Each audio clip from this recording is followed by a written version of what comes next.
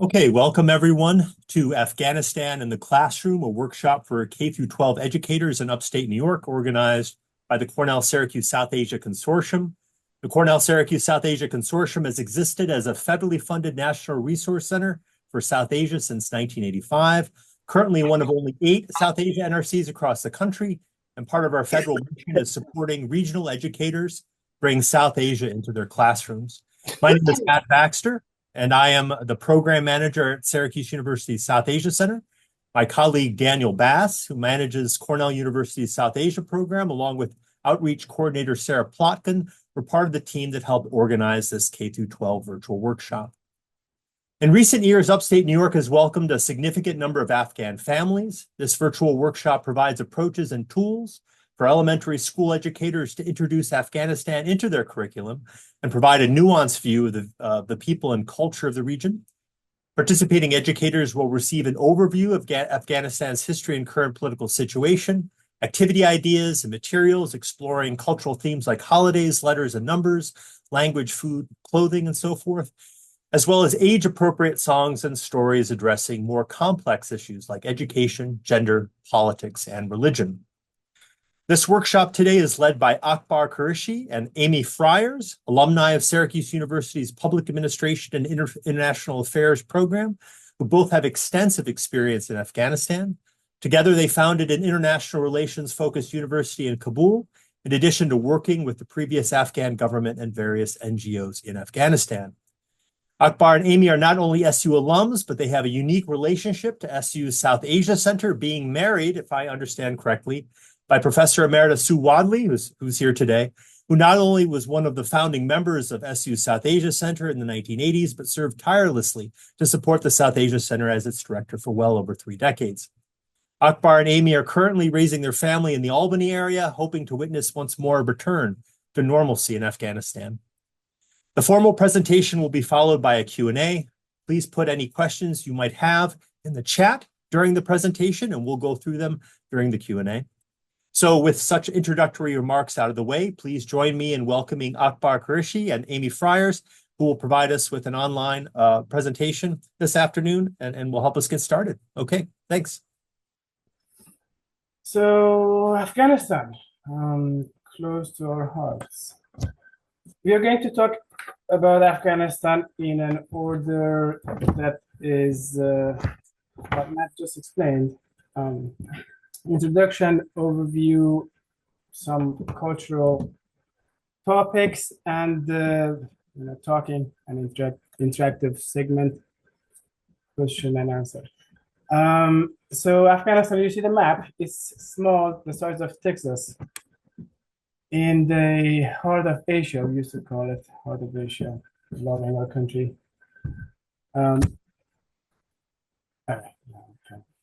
Move.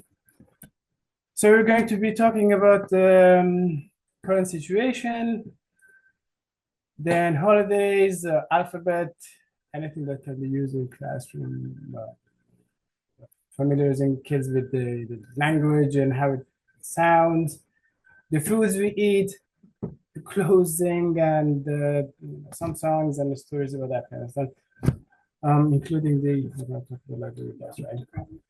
Okay. Current situation. Amy wanted to talk about current situation, and but we are going to talk about it in an interactive way, in a way that is a conversation between us, and it's since it's a little bit painful for me to go through it. I will probably rush through it. But I want you to. Yes, but I want you to know get the Afghan perspective as well. So not just an American talking about how great things were done over there. So the current situation, in August of 2001, the former republic that was supported by the U.S. fell. The Taliban took over. It is a theocracy. It is a Muslim country ruled by Sharia, or a very specific version of Interpretation of the- Sharia that is a lot more extreme than pretty much any other country in the world. There's no elections. Girls are banned from school over the age of 6. They've been banned from school for the past Grade 6, grade 6. Yes, Yeah. sorry. They've been banned from school for approximately 1,000 days. Yeah, a bit more than that. Yeah. There is a recent law that was passed that was very similar to the laws in the 1990s, banning women from participating in pretty much every aspect of life. They're meant to stay inside, not speak up in public, not participate in work. It is a difficult situation, which is why a lot of people will probably be dealing with Afghan children. There is a program still going on that allows children and families to be brought to the US. There's been a significant number of people brought in the past 3 years. And Amy and a group of volunteers have been helping. There are so many other good people around the country that are helping with that. Just turn off. Yeah. Okay. Next. Fine. This thing is all right. So Security wise, there is some armed opposition. It is not considerable enough to challenge the Taliban at this time. People are tired. People are afraid. there's a conflict fatigue. Nobody wants to do any armed opposition to the Taliban, so it's quiet. We used to have that. There's been fighting since 1979. Exactly, since 1979. So it's people are prioritizing their security and safety of their families Over rights, who's over ruling yeah. them. Yes, so it's mostly. But we used to have this phrase, being as safe as in a graveyard. Everybody is dead, but not everybody is dead. There's 40 million plus people living there, but the situation in a way resembles a very quiet. It's currently pretty bleak right now. Yeah, very. That's yeah. In terms of economy, when the US pulled out, for the large part, the economy collapsed. A lot of jobs, especially well-paying jobs, were based on foreign projects or foreign funding. So there is significant issues with food, providing basic necessities, medical care, things like that. There is mineral wealth in the country, but there is not the ability to extract it, especially in an organized way. It is exploited by certain groups. Whoever is in charge, whoever has the guns over there, yes. So it's But more it's like a not- curse. Not Well, and it's not benefiting the population. Yeah. Say. yeah, that's the situation. Honestly. Social and cultural life now and then. Start with then. Yeah, It's under depressing. the Republic, yeah. So, there is some divide between, I would say, rural and urban populations. And if you are dealing with Afghans, it would depend a lot on where they're from as to what kind of experiences they've had. But those in cities would have been, they had, internet. It's not very different from here. Internet, Yeah, schools, very similar. sports. People had good lives. Girls were allowed to go to school. Yeah, the standard Afghan standard of life, urban and rural divide. Yeah, it existed, but yeah, in the major cities, at least 5 big cities with millions of people living there, probably I cannot have the right number, but a big portion of the population lived in those major cities. So yes. So they were exposed to foreign influences, movies, music, everything from the region and internationally. People dealt with foreigners that were doing projects for schools, for work, for other things. There was a very rapid period of modernization from 2001 until 2021. And there's also a really large portion of the population that is relatively young. Yeah. So a lot of them really didn't know what it was like before this period. They were quite young in 2001. So the setbacks are major. Huge. Everybody had a phone, somehow connected to internet with low speed, of course, but still being able to go on Facebook, being able to see the rest of the world, and see how it is outside Afghanistan. And even now, smartphones are the norm for the vast majority of people. People are still in touch with the outside world. People are still in touch with family, and people here, Afghans who moved here, are still in touch with their family members back home. So what we had in the government to do, we were pushing against the, we're trying to, using the word de-radicalization, because over the years of fighting against the Soviets and others, all the jihadists and narratives were dominant in the country. So the government was trying to push against those, make the population more ready to join the international community in a way that is useful for Afghanistan and its future progress in various ways, socially, economically, and other. So yeah. All right. So that sounds pretty bleak. Yes, girls are banned from education. This is one of the. This is now. Yeah, and this is one of those iconic pictures. The girls crying in front of their schools where they are stopped from entering. I think we've covered a lot of this. So again, Sharia is the law. Women are secluded. This is not standard Sharia law. This is a lot more strict. They've banned music, art. There are sports that are banned. Any paintings, murals, things like that have been painted over.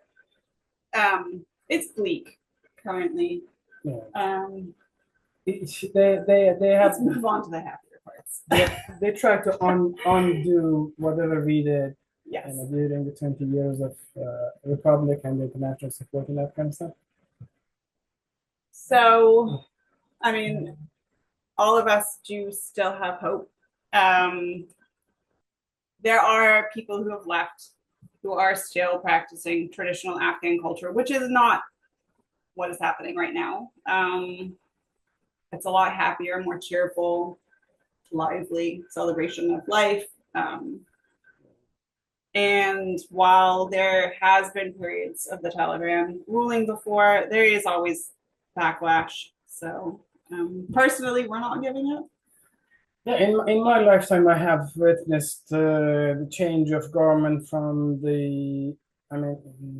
I did not witness change from monarchy to republic, but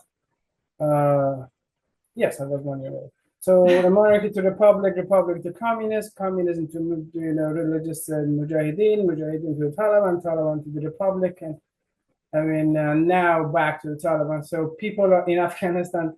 So in your lifetime, every government has about 10 years. Yeah, we hope this trend continues and this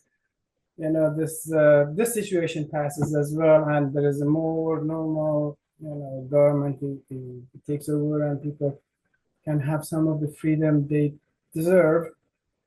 And yes, so let's talk about some good stuff. some happier things. So happier. Traditional holidays in Afghanistan. There are Islamic holidays, and then there are more traditional holidays that came from the Persian Empire, from Iran. Pre-Islamic, most of them, yes. Primarily Zoroastrian, which is a religion that came from Iran. It's the first monotheistic religions. But actually, we say it's in northern Afghanistan. There wasn't an Iran back then when Zarathustra started with his religion. So the traditional holidays tend to follow seasons. So the first one, which is New Year's, is Nowruz. There is Mehregan, yes, which is fall or harvest, and then Yelda, which is the longest night of the year. And we're going to go through these in some detail. Sure. I don't know how are we doing in terms of timing? Are we rushing too fast or not? But we could always come back and talk more about. We will come back and answer questions. So Nowruz, yes, we say it's one of the oldest, 3,000 years ago. And the kings of back then in old Persia. They started celebrating the arrival of spring, everything coming to life. So I put a link here from Britannica Encyclopedia. It has good information about and not debated, not information on those. It can be used for more. Information on Nowruz, but Nowruz literally means a new day. It's a new Ruz day, and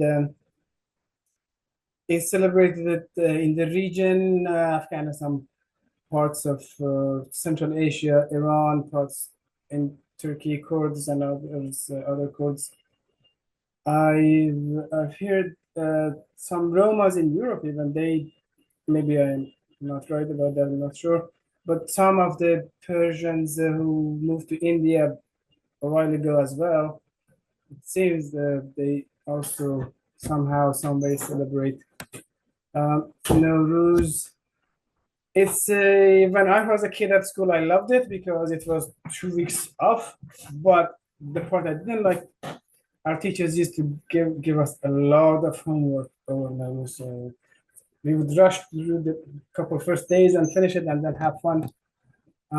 So it's people do a lot of things. It's cleaning the house. It's literally in terms of shaking your house, get rid of anything bad and old and smelly and stuff and become new. Yeah. So that's Hanukkah or the New Year. Before that, before Nowruz started, the Wednesday before the New Year, people do this, which is probably linked to the practice of Zoroastrianism, jumping over the fire, celebrating the fire. Do you want to say the name of it? Charshambe Suri. Yeah, Charshambe is Wednesday. Wednesday. I don't know what Suri is, but probably that means the celebration. So do you want to explain So on this day, people will light fires and jump over them. They have fireworks. And they say things, now that you mentioned that, they say, take my, to the fire, take my sicknesses and yellowness, give me your redness and livelihood and health and stuff like that. But hundreds and hundreds of people find their way to the hospitals after that celebration because people get injured. It's not the safest. But still, people do it. It's mostly in Iran. We don't do it in Afghanistan. So there is a variation of this in Iran and Afghanistan. In Iran, they call it Haftzin, 7 S's. So those different things on a sofra or on a table, they represent different elements. You can quickly explain. but in Afghanistan it's half mewa, 7 fruit. So people People do both. people do both. Yeah, yeah. Well, yes. We have been always influenced by one being the bigger neighbor and all that. But in Iran, they put sabza or It's alfalfa sprouts. yeah, for to talk about rebirth and life coming It's back. the green. It's the start of spring. Yeah. Vinegar means age. We want people to age very well. And kindness, seed, apple. I don't know. New York should also look into this, but apple represent here. Kindness, apple state. Sanjid, it's lotus fruit for love. It's sumac, isn't it? No, this is Sanjid. It's a fruit.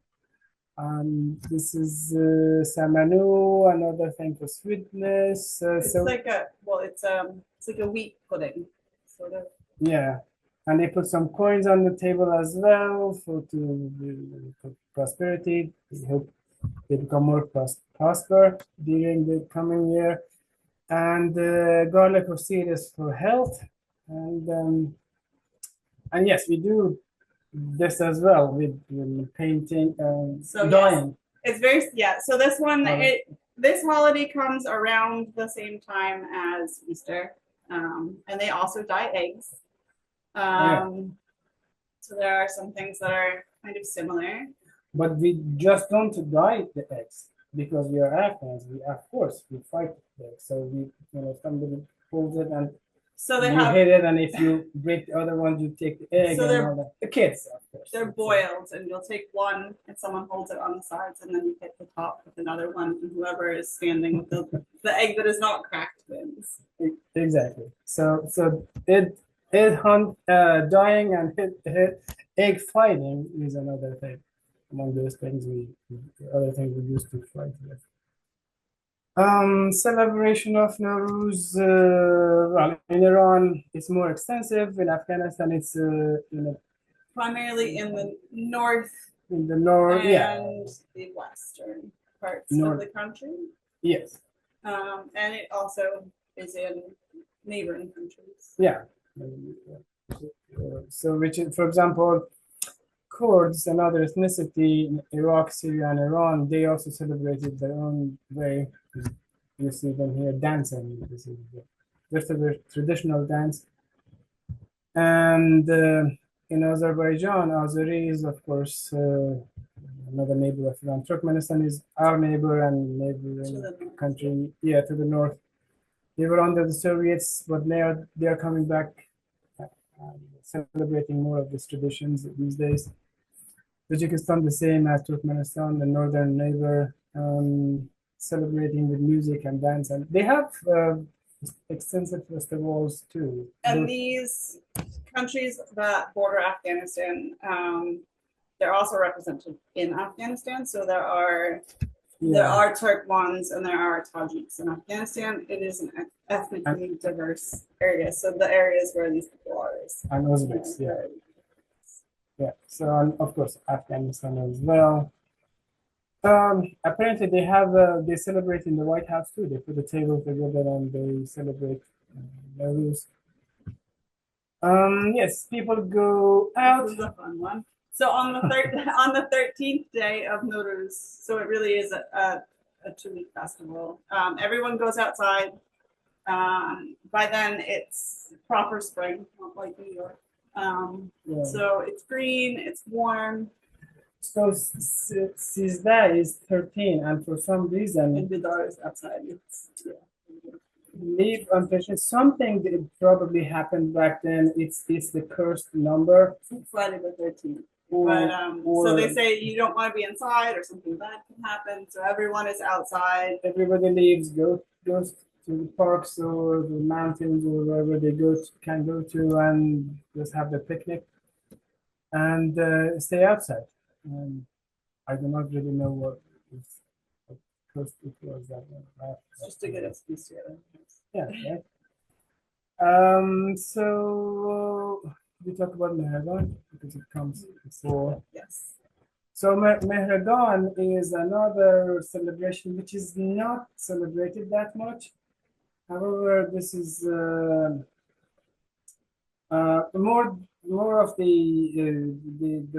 revivalists, those who think about the old culture. They are bringing it back, and they are talking about it and trying to bring back the pre-Islamic celebrations. This one is one of those, and Though Nowruz is very big. oh, Nowruz is very big. Nowruz is widely celebrated. This one is the beginning of it's just right after the wheat harvest, so people are happy. They have the harvest, and the fall is coming, and the new round of cultivation and all that. So it's more about agriculture and people being, thankful for what they have. So Mehragan, but Yalda is a one night during the year that people, because it's the longest night of the December, year. yeah, so December 21st, the solstice, Okay. is Yalda. It's the longest night of the year. So the traditions, this is one that we like to teach for our children's school. Yeah. So the traditions are eating watermelon, eating pomegranate, reading poetry, and trying to stay up all night. Dried food. Yeah. Yeah. Poetry and old books, old the poems, there's legend, but the legends of the heroes of the past. So yeah, there is a fun one. Mehragan, we talked about. All right. Are we rushing through this fast or? Okay. Well, another thing that is fun to our kids like it, and some of the kids at school that even to our kids' school like playing with was the alphabet. Persian. So we have the two main official languages in Afghanistan, Pashto and Dari. The alphabet is very similar, but Pashto has more. A few extra. Yeah, a few extra letters, exactly. And we could look at this. I have a link here that can take us to quickly.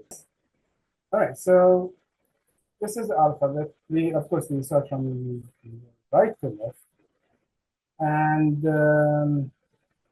as you can see, so all right, so this video can be used to at least hear some of the how it sounds. It's they made very nice videos for kids similar to the English ones. Yeah, we could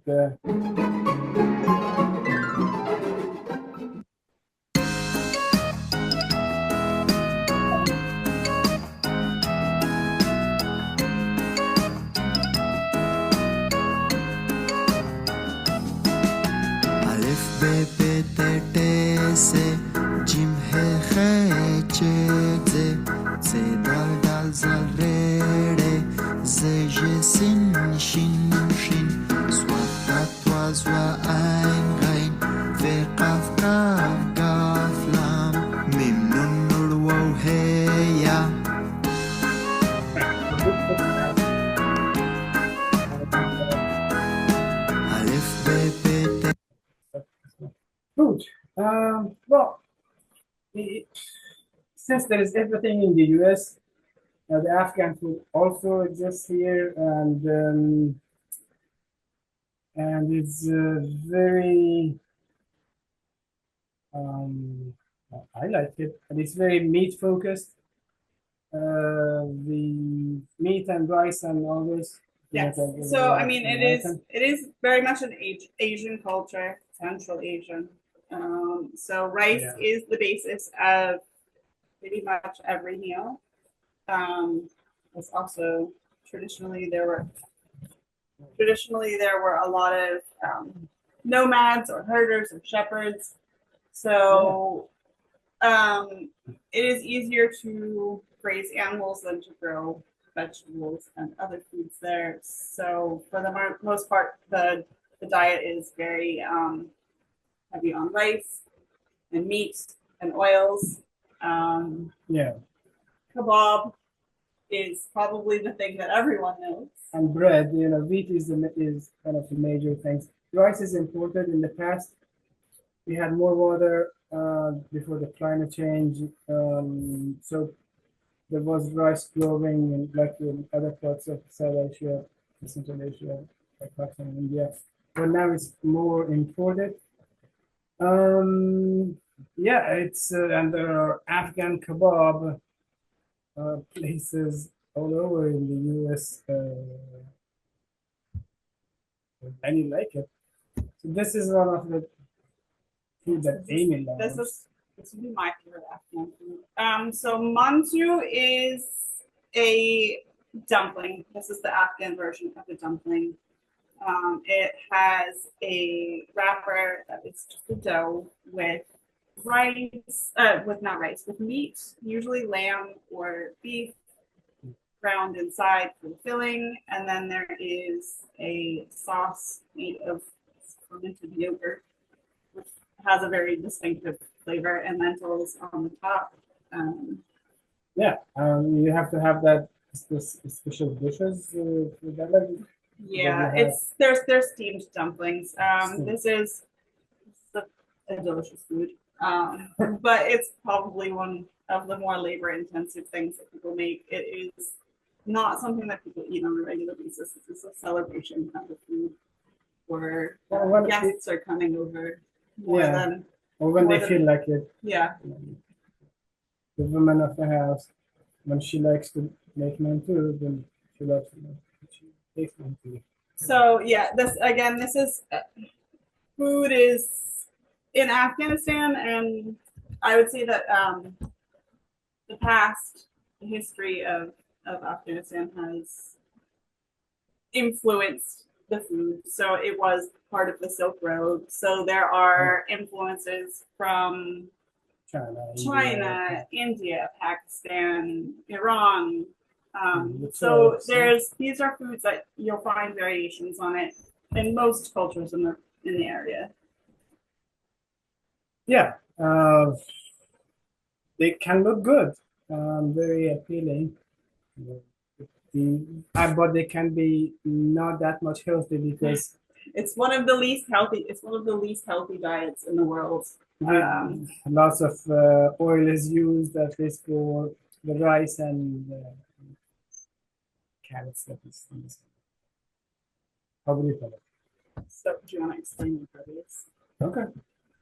So Kabuli is the rice and meat and the carrot and everything. How do I explain that? So Kabuli pulao is basically like a lamb broth with cinnamon and cumin and coriander and cardamom, boiled down. You boil the rice in it.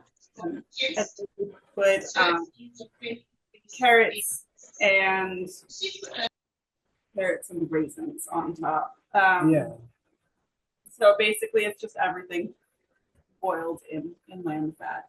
It's delicious. Oh, kebab. We have multiple kinds. Multiple kinds, but we don't use that much of beef. It's mostly lamb and goat meat. And well, these days, because of larger population and the imports from South Asia, it's a lot of beef too, from buffalo and Pakistan. But chicken, yes, of course. And on the side of the street, you can find samosa, very delicious, but very unhealthy. You will definitely get sick if you eat at the side of the street. On the side of the street, yes. Pretty much anywhere. Yeah. So, right. Yes, I used to wear that Afghan clothes for a very long time. And so So some of this is not for the what the ladies are wearing here. It's not the day-to-day clothes, of course. Yes, this is like the traditional clothes that you would wear for Eid or Eid. Well, Eid, there are two Eids, and then in terms of celebrating them, yeah. so yes, there was one set of holidays that we missed. We did the traditional ones, but Eid is the traditional Islamic holidays. There are It's religious, yes. two holidays, two of them. One of them is after the fasting of Ramadan. Sorry. So one of them, yeah. So Eid is after the fasting month is over, the Ramadan is over. At the end of it, people celebrate being able to eat again. That's the first Eid.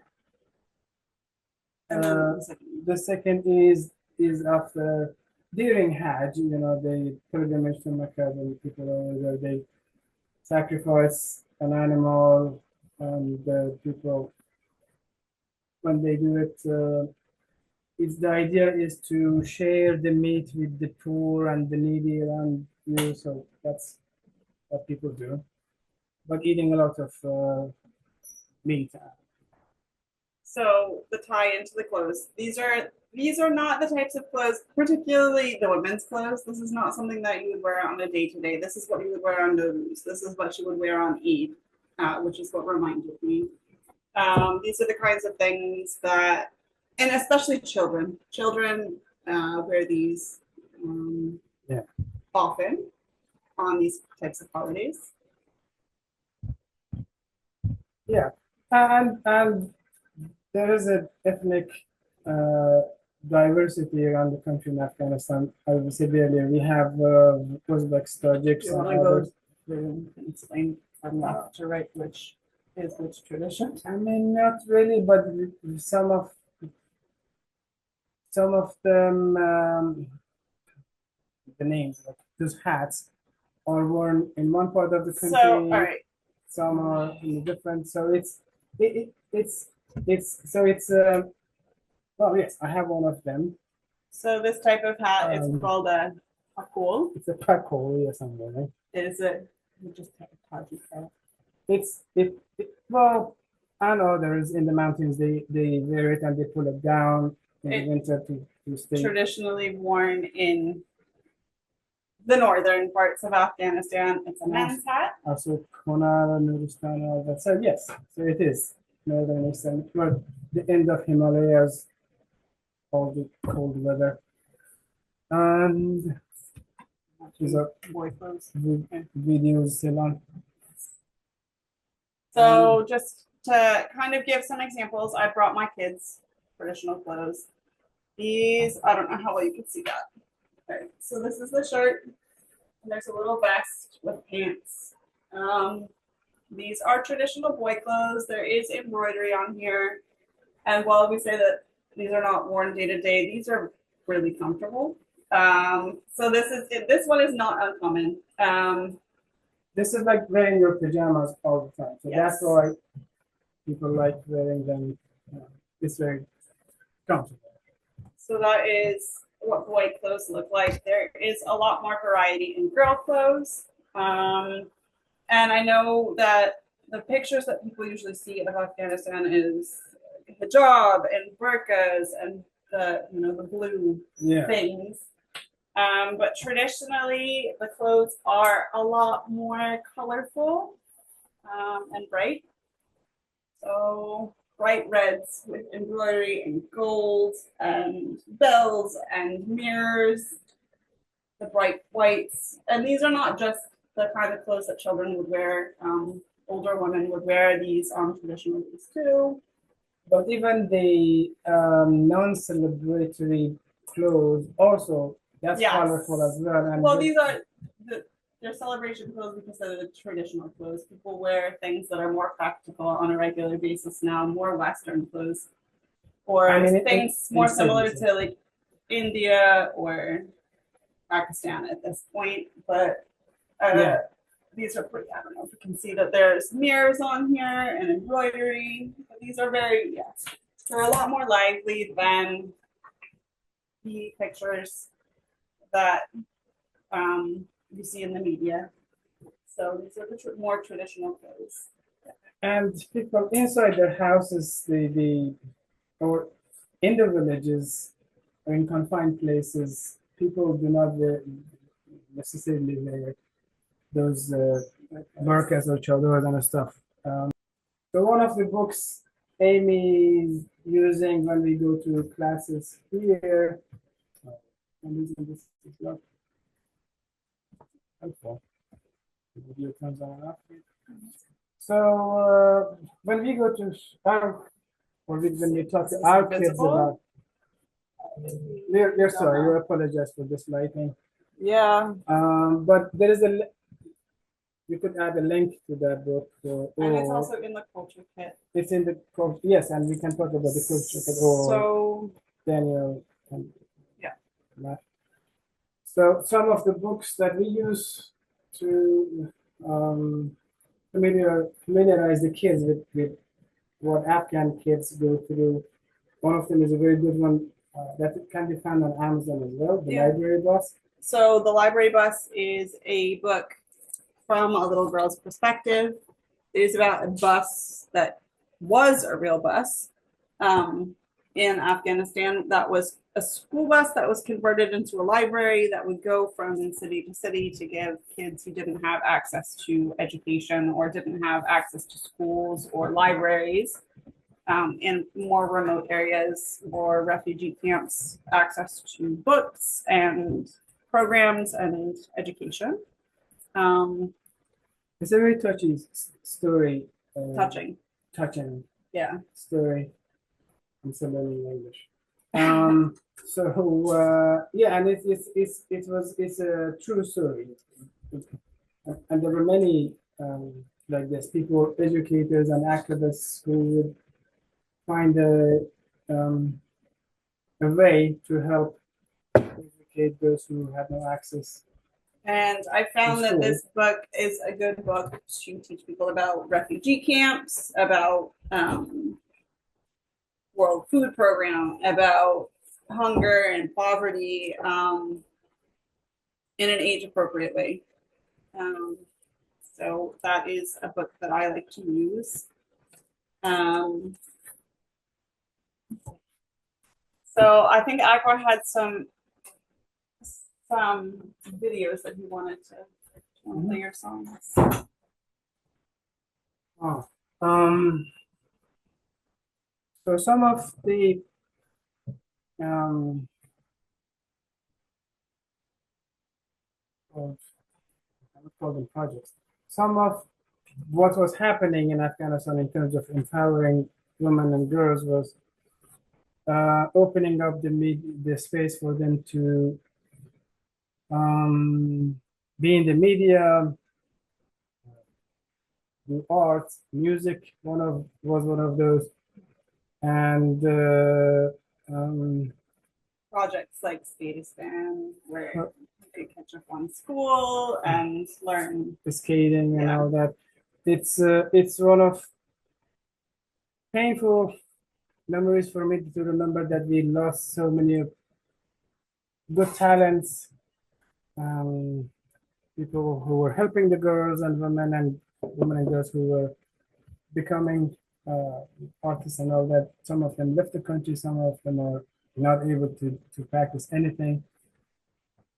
I'm going to play 20 to 30 seconds of we had a girl orchestra.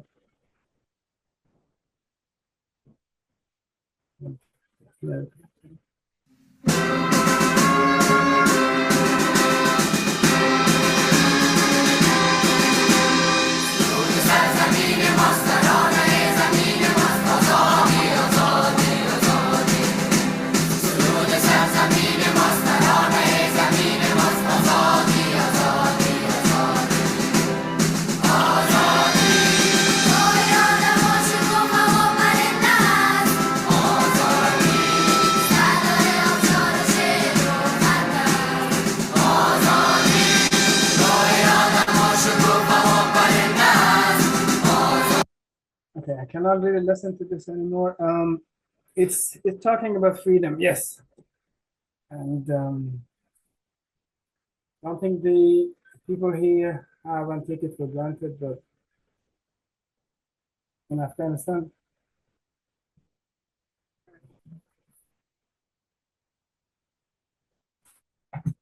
yeah. So yeah, it's one of those situations that we have. Now, do we have something else? By the way?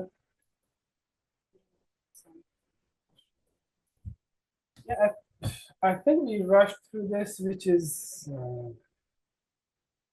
I'm sorry, we can come back to anything that was missed or explain again, or if there are questions. Yeah, this is more or less Afghanistan. Daniel, Matt. Okay, Akbar and Amy, thank you both so much. We don't have many questions in the chat right now, so I guess what I do is invite people, if they have questions, to simply ask them directly. One of the questions, if there's not a question to start off with, I might just ask, if you guys were, you've been in third grade classrooms. I mean, I noticed how you guys packaged, the difficult political bits and then moved on to things that are more accessible to kids. I mean, how would you recommend teachers in upstate New York to sort of balance those two things, right? I mean, it seems an awful lot to digest some of the challenges, right, that are going on in Afghanistan now. I don't know. How have you guys done that in the past? So for me, this is why I really like that book. It shows the hardships that people face, but it also shows, people helping each other. And it's a good introduction into, things are hard, so people care. And there is still goodness, there is still, hope and light and these kinds of things. It is like I said, it is a true story, and I like to use that. Like, I've seen this bus, this is a real thing. While people are struggling and everything, and you may meet new people who have had a different experience than yours. At the end of the day, some things are the same. Kids get excited about seeing each other. Kids get excited about starting school. Kids get excited about meeting new people, and I like to tie in kind of the struggles with the ways that everybody's kind of the same, and then move from that into the happier parts of culture, the happier things. That's usually how I do it. The thing that I tell people that, look, it's that people, the majority of people, 40 plus million people live there, and they're very normal. They are not the ones that really shape the political situation. There are small groups of armed people mobilized in the tens of thousands, or sometimes 100,000 people, a faction that fight, and then with external influences, they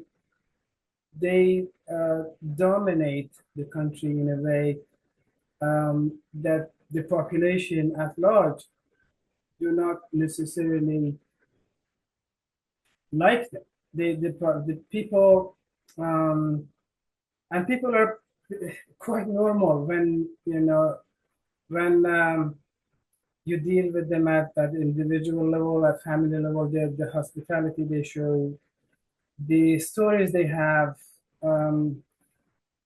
it's the image of Afghanistan that is unfortunately portrayed in the media, and the media, of course, goes by what they say, what bleeds lead in Afghanistan, and everything that was gloomy would dominate the media. The real stories are very different, and people people want freedom. I grew up in Iran, and inside the stark difference between inside the house of an Iranian friend of ours and the street where everybody is covered in a black chador was huge. People inside did not have any of those, restrictions. They did not believe in those. They wanted to um, listen to music. They wanted to dance. They wanted to party. They wanted to, girls and boys wanted to talk to each other, meet each other, and stuff like that. But the states, religious, autocrats, that's when they come in power, like the return of the Taliban, they put this cover over this country, and everybody is looking at Afghanistan from here, thinking that people are these conservative, radical people want what they have as a government. But it's not that. So I'm trying to especially children. Children are children everywhere. They want to play. It doesn't matter if they can communicate with each other. They want to play. They have to do chores. They all hate chores. It's the human experiences in families are the same. I think anywhere you go, and I feel like that's always a good place to start. That if you're meeting new friends or meeting new people from different cultures, whether you can communicate or not, tag is something that is played everywhere, and these kinds of things I think help build relationships and help build understanding across cultures. The shared experiences that are just the same, regardless of where you are. Michael Cienko, did I see you raise your hand? Oh, you mean like physically or on the computer? I didn't physically raise your hand, and I thought perhaps you might have a question. Oh, no, I didn't raise my hand, but I do have a question. You guys have mentioned a book earlier, and I was a little bit distracted. I was picking up kids from school, but that book, could you guys put that title in the chat, maybe? And I think, is somebody going to talk about the culture kit as well? Because there is a kit that comes along with this. I think that is available. What it's called? It's called the Library Bus. I'm Daniel Bass, manager of the South Asia program. Okay. I put a link to it in the chat. I see it now. Yeah, Amy and Akbar have helped put together a culture kit, which includes that book, boys and girls traditional dress, a Persian Dari alphabet and number activity book, as well as packages of temporary henna tattoos. So we have that at the South Asia program at Cornell, and that's free to use for teachers in New York. If you're interested in using it, just send us an email at sap@cornell.edu. That's SAP at cornell.edu, and we can make the arrangements. But we have this materials, including that book, The Library Bus, and the traditional clothing, alphabet, letters, and henna activity, which would be good for any classroom. So that is available. Other people who have some questions. I mean, an opportunity to talk to folks who've spent time in Afghanistan and who have kids of their own, who have spent time in classrooms in upstate New York. I do. Helen Harp. Okay. I teach in Brighton, New York, and so we have a huge diversity of different populations and languages. And we also have these caring circles in the Rochester area that adopt a Afghani family. There's an organization called Keeping Our Promise that. Yeah, I work with that. Oh, okay. Yeah, right. AWA Keeping Our Promise. Yes, I know Judy. So we had this great thing. They had a gala, like a fundraising thing. And at each table, they had a young woman who had come, and they were sharing their experiences. Some had a lot of progressive support at their home here, and they were going to school. They wanted to be an accountant. It was really wide. It was really great. The problem that I have as a teacher, I teach grades 3, 4, and 5. So it's really hard for me to find my footing. All right, because we have some extremely conservative families, right? And we have parent teacher conference and the parents will come, but the mom's not allowed to tell me anything. They're not allowed to talk. Okay. And then we have more on the progressive end where it seems like the kids are allowed to soak up everything we're doing, right? Without any kind of, I don't know, safeguards or something. Like, I feel like sometimes it's overwhelming for the kids because they have so much liberty here, and it sometimes causes a conflict. We sometimes have arguments among our religiously observant students because they don't agree with their colleague who, you know, happens to be in fourth grade, right? Their version of fasting and praying or whatever it is that they're supposed to do. We have a prayer room at school and we have a lot of accommodations for everybody. But I am having trouble grasping like when you were describing the whole mix there, all the different ethnicities, it's hard to imagine that, right? It's hard to imagine all these different ethnic backgrounds in one, you know, land mass, right? Like there was an argument in our class the other day. One of the students said he was Asian, okay? And everybody in the class said, "You are not, your eyes don't look Asian." And they're yelling at him, right? It was this huge thing. He goes, "I am so." And he was born in a refugee camp and he had lived in all these things, naming all these places, Uzbekistan, things I didn't even know, right? And so it's sometimes difficult to be the mediator, like the adult in the room, trying to handle all these different cultural viewpoints. Did you have any way of explaining like the diversity of this experience? I know you had that book that you were just talking about, but do you have any other resources like for young children to help them kind of understand each other's history?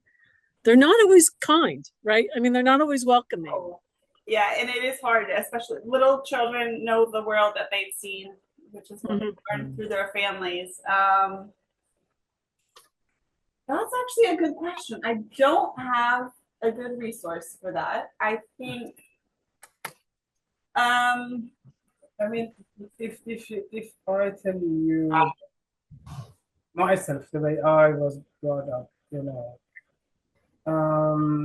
I went through all that too, through born in a normal family in Afghanistan back when my father was talking about the cinemas or the movies back then, and the woman singer under the king, Afghan monarch. Then suddenly the Soviets come in and the war starts and radicalization and all the difficulties with the war. Then I grew up in Iran at the school under in a theocracy where there was another war going on and all these radicalized. I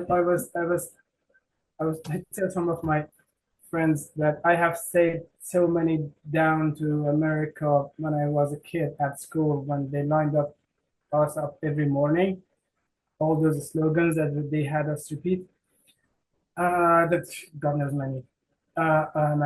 But then I come back and then being exposed to different ideas and get to travel and get to see the world and end up here and living a life that is very different from not as much, but had at some point. It's for me that one of the points that I was using as a reference point was, all right, what was the normal life that my father lived? And he used to shave, and we had pictures of him hanging. He used to shave and clean shave, and like right. It's so references that can converge people around them. Like even if a family can, if they have a grandfather or somebody like that, those are usually the more sane ones, if I put it that way. I mean, can you talk to your grandfather about that? Can you talk to your okay? And the other thing is, the geography of Afghanistan has caused a lot of these differences, I would say. Yeah. It's a very mountainous country. It's a very divided country geographically. So people's experiences were different. I think having kind of an understanding of where people are from, Yeah, that helps. as well. it helps. And again, as we mentioned, Okay, so like if I said, here's a map, could you show me where your family's from? uh-huh. Yeah. And Would then, yeah, and Yeah. So you may disagree with this, but I would say that so the center of the country is surrounded by mountains, and the center is pretty liberal comparatively. And then the side towards Iran is also more influenced. The southern part would be a little bit more conservative. yeah, And I think just having them understand that, yes, you're from the same country, but you've had different experiences. Like you maybe grew up in refugee camps and you've been exposed to different things, and your understanding is different than this person who lived so far away. I mean, Afghanistan is about the size of Texas, which to us doesn't seem that big. But when you think about it divided into kind of sections, especially for a little kid, they're not gonna, if they're in the country, if they've grown up there, they haven't traveled to other parts. They haven't necessarily seen other people, and they think of themselves as like Afghan, and they think of themselves as like, this is what everyone's family is like. I think this is something that you can, again, the understanding at that age of that people can have different experiences is something, it's something similar to here where people don't necessarily understand other people's perspectives, but I think having a map and saying like, look, you're from here and he's from here, you guys maybe speak different languages or you've been away longer, and you know, the religious part is difficult, but culturally, just saying that families are different and kind of things like that, I think is a good starting point. it might look there's a simplification of the issue, but yes, if people come For children, simplifying the issue is probably you know, the what best part of way. the country they come from, that does. And even so, for example, between the Afghans or Muslims, but Sunnis and Shia, the two main sects of Islam. So the Shias we had in the central area of Afghanistan, and they look Asian. They do look Asian because they say they are the remnants of the Mongol invasion of Afghanistan, whatever that is true or not. They have a lot of people from Herat in Rochester. I know this for a fact. Yeah. So those would be more progressive families, more influenced by outsiders. And we had many of them in our government, in the army, in the private sector, because the families allowed them to work, travel, and start businesses and all that. So it does. However, even in the southern Pashtun land, there are still, if you have the Kuchis, the nomads, or the right family, a lot just depends on it's not the always nomads. They because of their lifestyle, they don't cover their faces because they have to work. Women even work. And a lot of Kuchis here, but yeah, I mean, but what I'm saying is we are not stereotyping here. Well, I would say like the most important thing would be knowing a little bit of their background. Knowing a little bit of the background, like his mom was educated, and that is why he is educated, and that was a liberalizing effect. It's a generational thing, and there's also some first generation backlash. When people move here, they tend to become more conservative for a little while. When you see these fights, people like kids who've just arrived from somewhat conservative families will sometimes cling to what they know, and try and not be modernized or not be westernized, while other kids are very ready for it. So yeah, there would be some conflict. The last thing I would say is that they do go through a crisis. The cultural shock that they're going through here you know, I've seen families Well, taking their yeah. daughters go back to Afghanistan to marry them. Yes, we do have that. Yep. So that's Young. Yeah, for us, it's young. Yes. and it's unfortunate, you know, that those things happen. But Sorry, that was maybe a rambling answer. No, I think it gives some perspective. this is a complex situation. And if you look at the United States, we have like really weird reasons too, right? You know, And then you add to it like trauma of relocating and possibly scary situations. And yeah, it's a lot for children.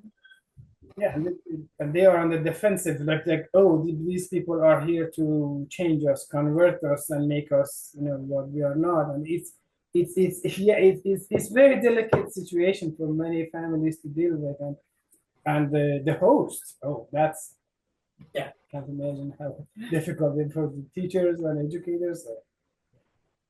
it's why I like my job. Yeah. I like this. It's critical. It's very important. I think it's great.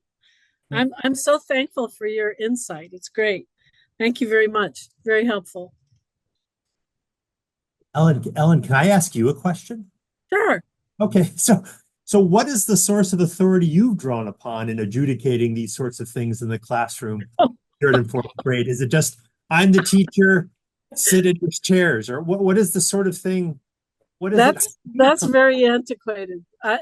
No, I don't know. Not really supposed to do that anymore. Yeah, sure. The way I do it in my classroom. I mean, and you know, it's like the hardest thing ever, you know. So I just try to make it as welcoming for everyone as I can. And I share with them my family history, that my family was starving in Ireland. They came to New York City. They weren't allowed to be called white. They weren't allowed to have jobs. So I show them the signs, no Irish need apply. And I explain to them, this is a big change when you come from one country to another, or even if you come from New Jersey to New York. I mean, really, the sarcasm level here is not what I'm used to. I mean, I'm used to some, you know, rapier like wit. Anyway, so I just try to explain there are many people in this country, and it's a big issue. I mean, listening to the presidential candidate debate, you know, immigration and the change of culture is a big issue. So we have to adapt to that.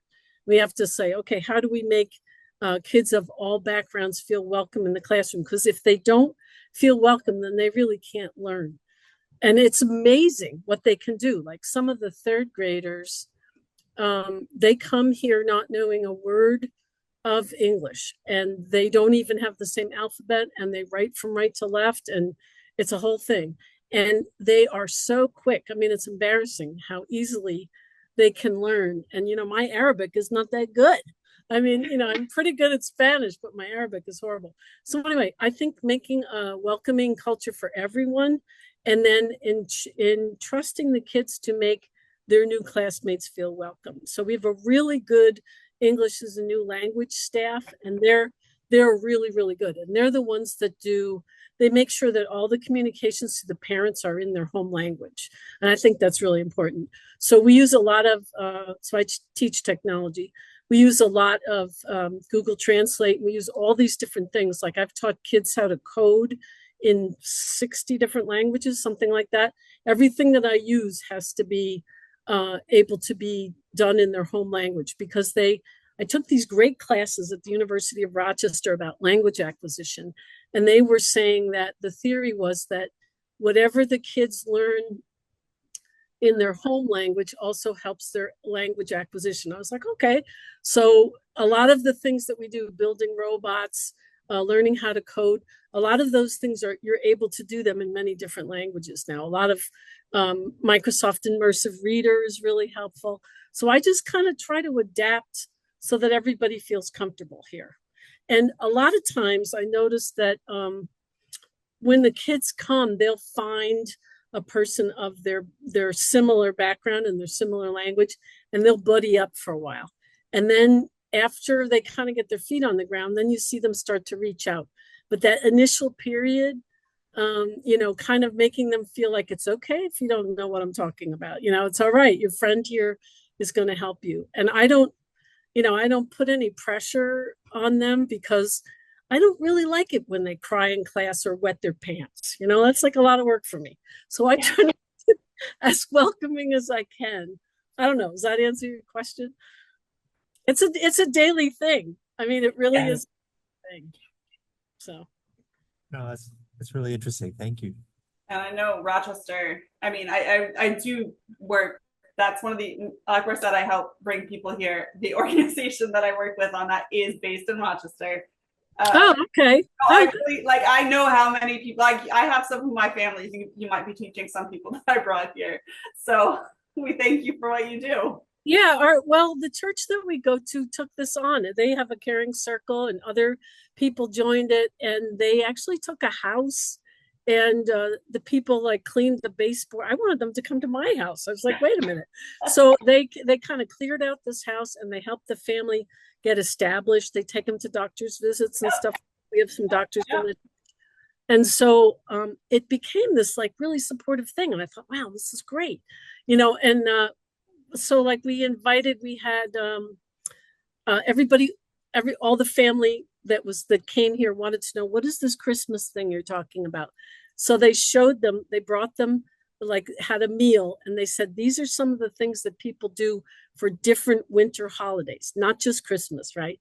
You know, like this is what people do. Like you were describing, I think, longest day of the year. Yep. Nice. Yeah. In Rochester, that's like when we're all depressed. Okay. As soon as that, there's no sunlight, you know, so Right. so anyway, they just showed them these different holidays and different foods that people like. And I think it kind of lowered the frightening part of American culture, because it was like, oh yeah, we know what hard-boiled eggs are. Like when you were showing the eggs, I was like, yeah, boiled eggs. I don't know, everybody knows what that is, right? So I don't know. I think it takes a long time. I can't say that we've conquered it. I think that people are trying these different things, and I know in the school we're trying really hard. So we're trying these different things to kind of help people acclimate and help them have a positive experience here. Hello. I know those two really well, but I don't see them often enough. I haven't seen you since you moved to Albany. And those growing kids. I was thinking before you were talking just now about whether the kit has anything around food in it. Something really simple that could be made, even just rice with spices. The little packages of spices that they could smell to get a sense of what the other peoples are, particularly for those that don't have many Afghans in their classroom. I mean, the way to everybody's heart is through food. So, or some simple suggestion. So Amy, if you don't have anything like that, figure out what it could be. The way that I do, so I usually celebrate Yalda because it's the easiest one. So we do the longest night, and I bring watermelon because I have yet to meet a child that age who says no to either watermelon or pomegranates. Yeah, we took so it's exactly what was just being discussed, like going and saying like, hey, the schools here usually do a celebration or an explanation of different holidays around Christmas time, and I jump in and I say, hey, all right, so this is the longest day, let's draw some things. I like to write kids' names on the board. I do this every year. I write the kids' names in Dari. We bring watermelon, we bring pomegranate. That's one of the things that I do. But you have to be write something up about that would go in the kit so that the teachers know that at Christmas they can do watermelon.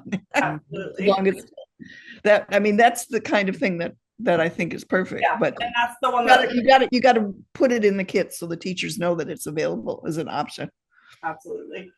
Let me ask a little bit about the kit. Like I'm not in New York, I'm in New Jersey. I'm not an educator at all. If anything, I'm just thinking about like, what is it that I can do for the, district's awareness and allowing for the possibility that heck, we might have even one kid, right?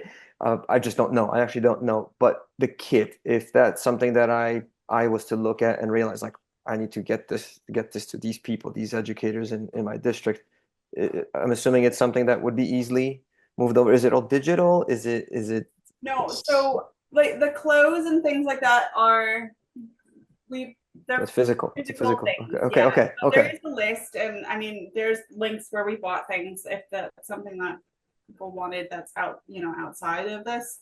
I mean, it's easy enough to buy Afghan clothes on Etsy or Amazon. You can get the books and henna tattoos, and there's alphabet books. Just it's the same things. We haven't brought these things with us from Afghanistan.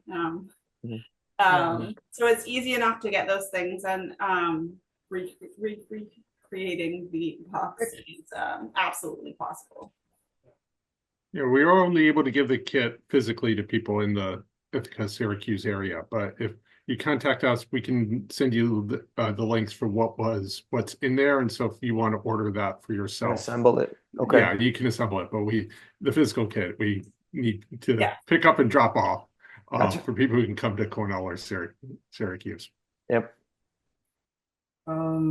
There's so many, about a million people probably, Americans, veterans, and a military, more than a million. They have either went to Afghanistan or around Afghanistan, and so I don't know. My math is not that good. So if you think about how many American families know about Afghanistan and those who were really, really impacted, it's huge, it's big, and the idea that I don't know,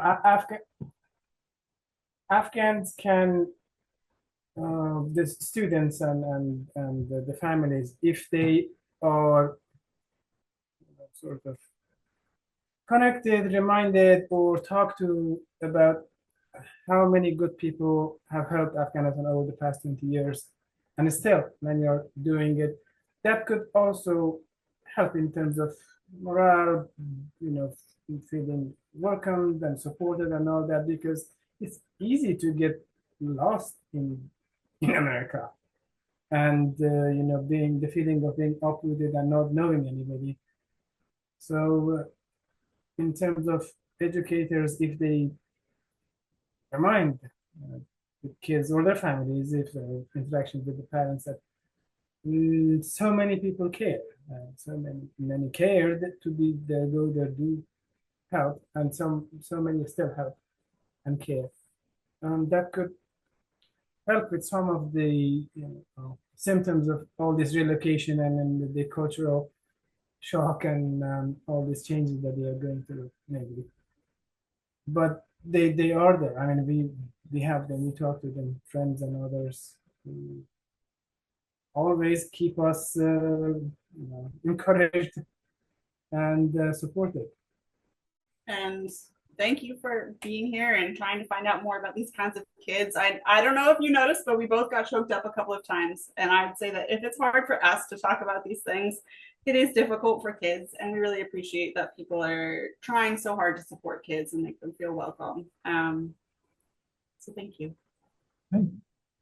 People join me in thanking Akbar and Amy for a great presentation.